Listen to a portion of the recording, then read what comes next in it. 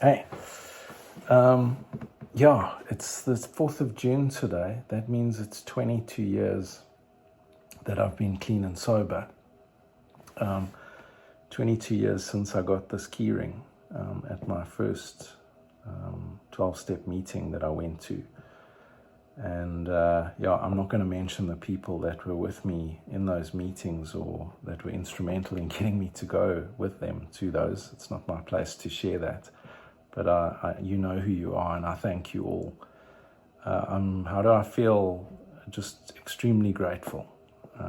That's really one word that sums up the whole experience. I know that without being clean and sober, I would have had no relationship with my kids, Damien and Paige, and more recently with Leah and Chris. I wouldn't have had Christelle. I've got an unbelievable relationship with my dad, and he's been an absolute pillar of strength, and my stepmom through this process. And people don't realize it's an ongoing thing. 22 years. It feels really good. It feels so good that I'm going to share something with you. Two of the things that I'm very passionate about are my recovery, and the other is magic. And for the first time, I'm going to be telling you a little story with magic about recovery. We can't do it here because I need a camera from above because I'm going to be using some cards. So we're going to go over to my work table now. I'll see you there. Just after I cleaned up, I got given two really important things. One was this book on recovery, and the other, this small pack of cards by a stranger at a 12-step meeting. I loved the cards immediately because the images on them really spoke to me. There are actually only 9 cards in the pack. 8 of them are this rather desperate image of an addict, and the other card is a jubilant image, which I took to be someone in recovery. These addict cards represented all the negative characteristics that were keeping me sick. Arrogance and anger, fear and insecurity, lies and loneliness, and shame and self-loathing.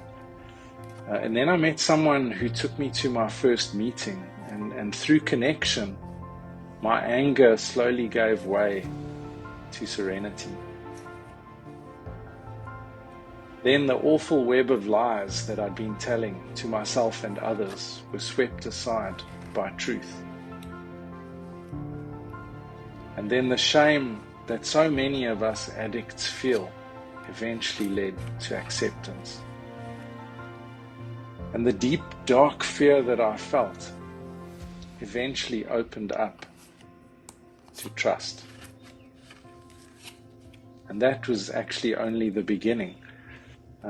At some point later in recovery, the hard shell of arrogance had no choice but to give way to humility.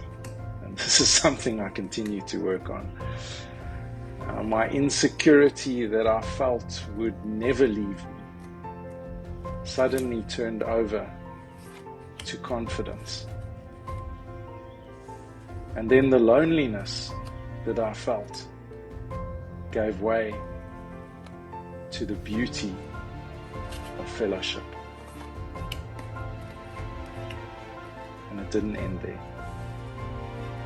Eventually, the darkness of self-loathing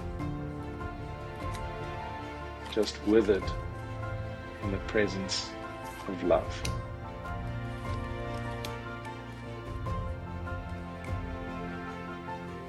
And the magic of recovery, of reinvention and rebuilding isn't just within us, it's all around us. And it reveals itself when we share our experience, our strength, and hope with others. And at the end of the day, it's a matter of life and death, no matter how you look at it.